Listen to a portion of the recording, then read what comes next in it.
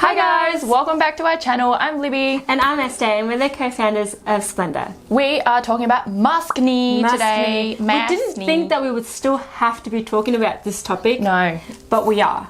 It's 2021 and we're still wearing bloody masks. Yeah, but anyways, we are going to talk about how we can treat maskne so that our skin is looking perfect all the time. So strap in, grab a cup of tea, and keep watching. So here in Australia, we probably, all of us, I'm sure, naively thought that COVID would be a thing of the past. So no more lockdowns, no more cancelled plans, hugging each other again, traveling again, but that is not the case. Jokes. At all. Like almost a huge slap in the face, and it's pretty much still snap lockdowns, still cancelled plans, and I think the worst of them all is still having to wear a mask. Disgusting. Everywhere. Well, especially in Melbourne, it's still everywhere. I'm not sure what it is in other states, but in Melbourne here, it's indoors, outdoors, running, walking. We need to wear a mask. If we had told you that at the end of 2019 that we would still be wearing a mask now, you'd probably think we were witches. Really. But it's reality, guys. It's reality. So, you know, we gotta do it. It's just as essential as grabbing your house keys. I guess really talking about it now, it is a small gesture from us to try and keep the community safe. It really is nothing compared to other things that could be happening during COVID. So in some ways, we're heroes. Exactly. Not all heroes wear capes.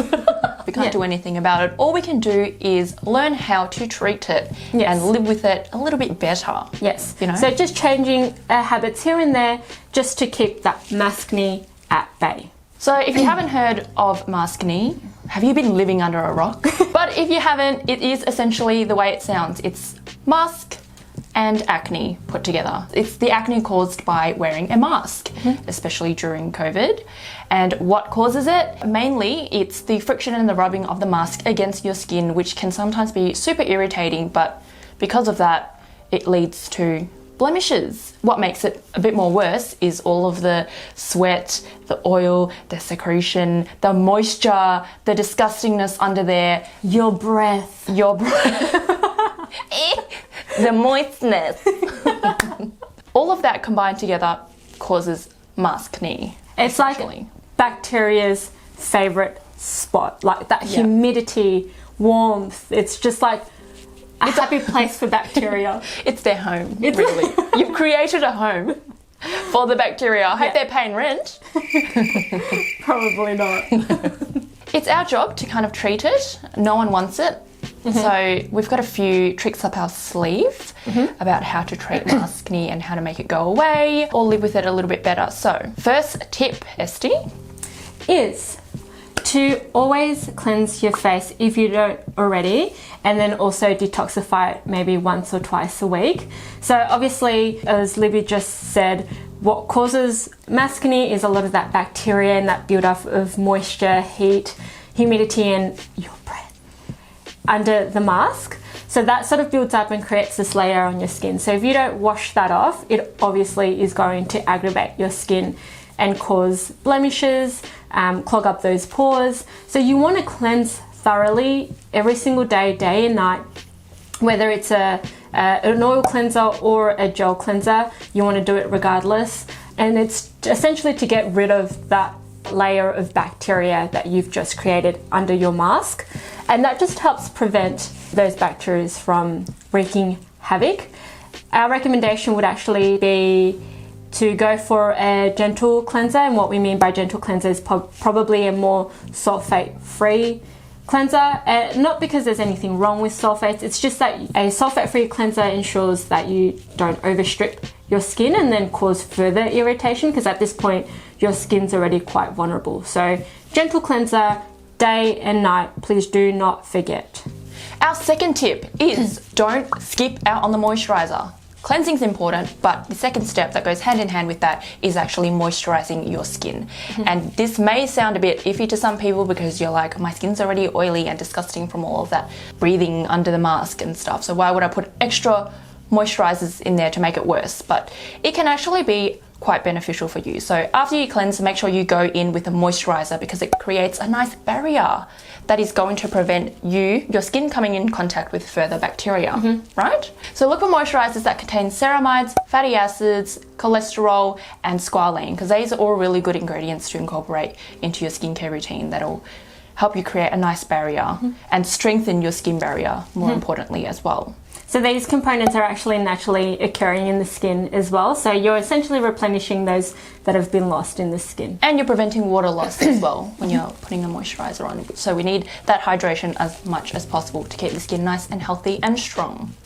Our third tip is to rebalance the skin microbiome.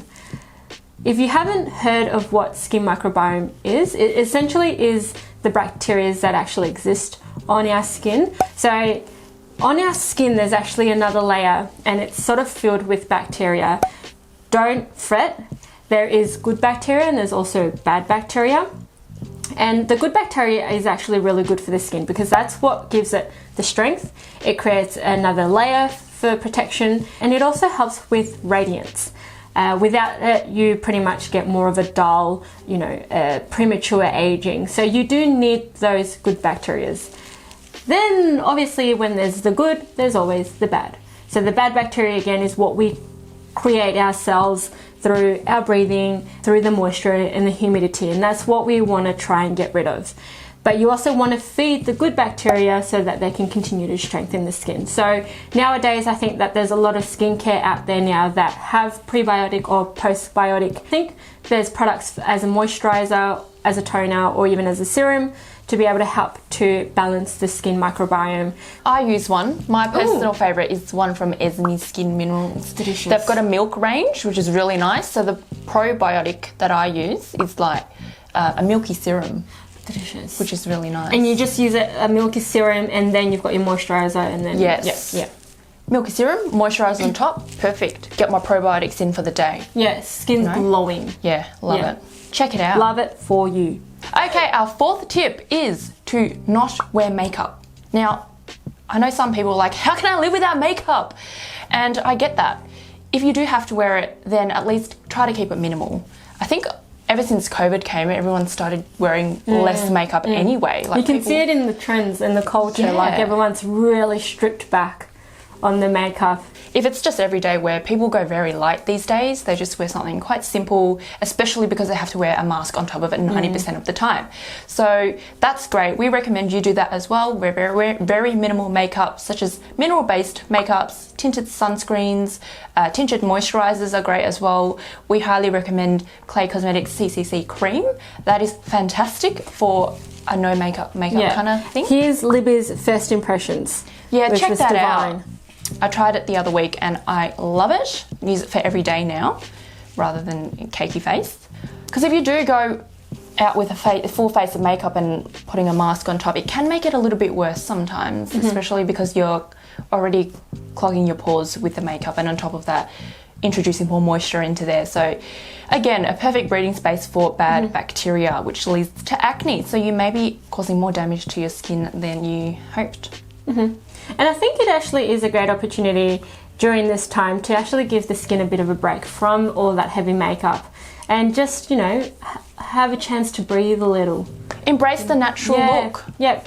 A blemish here and there, it's nothing. Like, honestly, you look perfect either way. And our fifth tip, our last tip, is to clean your reusable masks as often as possible. We use reusable masks and so does our partners, and not so much because we can't afford masks, but it's because it's a more of a sustainable approach. Like nowadays you're sort of seeing disposable masks on the ground and you're just like, oh God, can you imagine that going into the ocean or into landfill, and you just like want to cry for the earth. So we invested in reusable and good quality reusable masks. So I like to use silk, but also even though it's silk and it doesn't harbour any bacteria, it is still required to wash it as regularly as possible, because in the mask, just as much as on the face, there's going to be bacteria on the mask or you're going to make it quite dirty. I mean, imagine having harboured all this bacteria, and then having your mask, a dirty mask, and then putting that on, it's just not a good look. It's not a good feel under this. So just wash it. I think it's just common sense, really. We don't really need to go deep into why you need to wash your mask, because it should be common sense. Treat it the same way as you treat your undies. Good one. No? Why wouldn't you wash your undies? That's gross. You wouldn't rewear your underwear. No. Think of it that way. If you are super pressed for time, and let's say you've gone from one day to another and you're like, shit, I forgot to wash my mask, then a good tip is to get a piece of tissue and just put it in between your skin and the mask. Yeah, that's a good one. I usually have a little container that I have, and every night I just go doot, doot, doot, doot, doot. And then when we have the heater on or something, I just have it on the heater, and then it dries by the time the next day. Yeah, perfect. So, but your tissue one is a really good one. Or if you've got alcohol spray, like ethanol, yes, yeah, give it a spritz just all around it. Yeah, it's just disinfected a little bit. Good one. You know, I like that one. That one's actually easier. That's a good one. Anyway, so that is our 5 tips to try and keep maskne at bay. Yes. If you've got any tips, you know what to do. Leave it in the comments below for all of us to see as well. And we hope you found this information helpful. If you did, please be sure to give this video a thumbs up. Oh, right, yeah. Subscribe to our channel and hit the notification bell so you don't miss our next video. And that's it for the day. So go enjoy your day. It's beautiful outside, and we'll see you in the next video. Bye, guys.